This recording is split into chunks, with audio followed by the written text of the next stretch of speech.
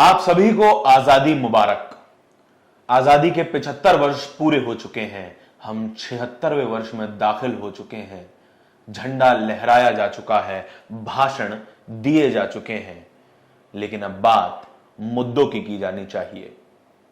एक वीडियो आपको दिखाना चाहता हूं, ट्विटर पर तैर रहा है।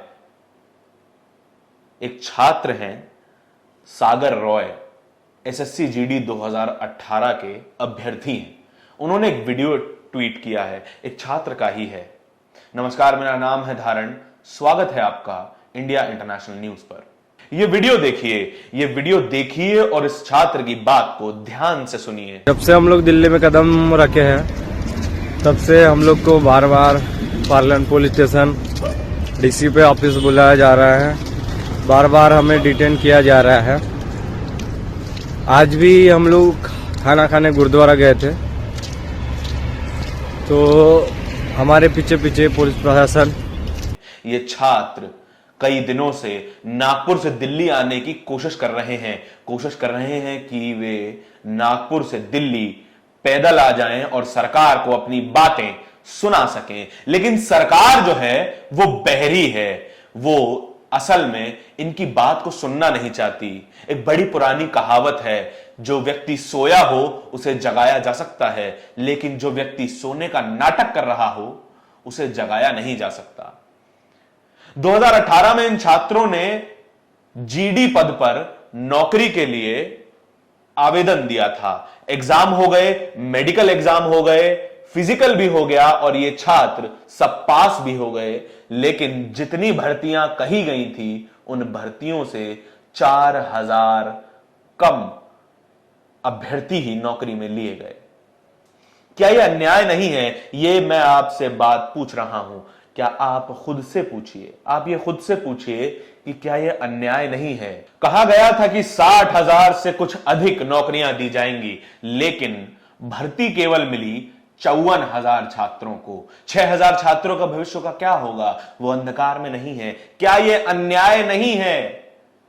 जब हमारे नए प्रधानमंत्री बने थे तो उन्होंने यह कहा था कि मैं हर साल 2 करोड़ नौकरियां दूंगा। आज 8 साल पूरे हो चुके हैं, कहां है 16 करोड़ नौकरियां? अभी अभी बिहार में सरकार बदली, नीतीश कुमार बीजेपी का साथ छोड़ नई सरकार में आ गए।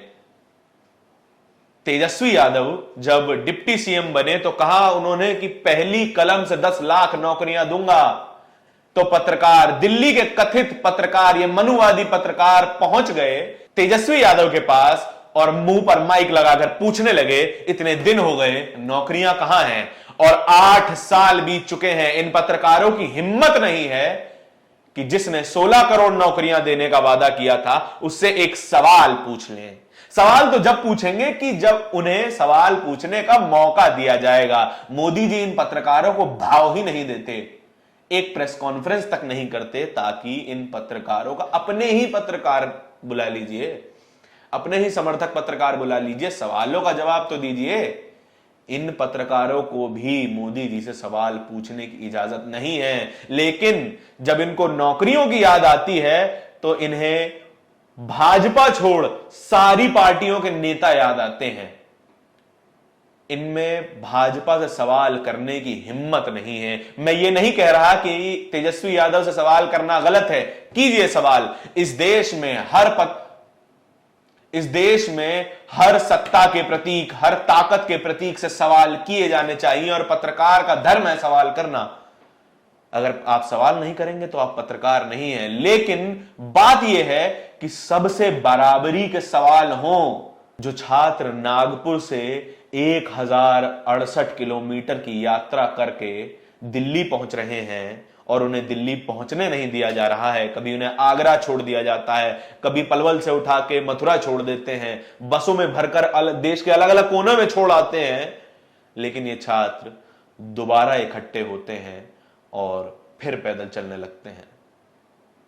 इन छात्रों के जज्बे को मैं सलाम करता हूं और इनको और ताकत देता हूं कि अपने संघर्ष को ये यूं ही जारी रखे रहें।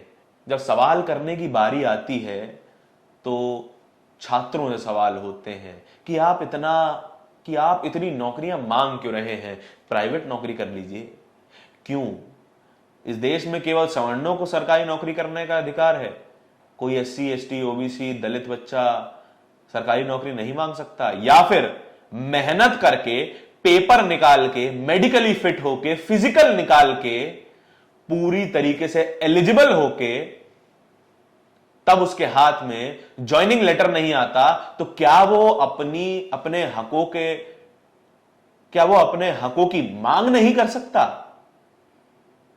हम सवाल उनसे करते हैं जो असल में सताए हुए हैं। पत्रकार आज डमरू पे नाचने वाले बंदर हो गए हैं। मोदी जी डमरू बजाते हैं और पत्रकार नाच के दिखाते हैं। नाचते हैं वो 9 बजे के प्राइम टाइम शो पर। अलग अलग पत्रकार अलग अलग धुन में अलग अलग राग गा रहे होते हैं। जमुरे नाच के दिखाएगा और पत्रकार कहते हैं जी उस्ताद।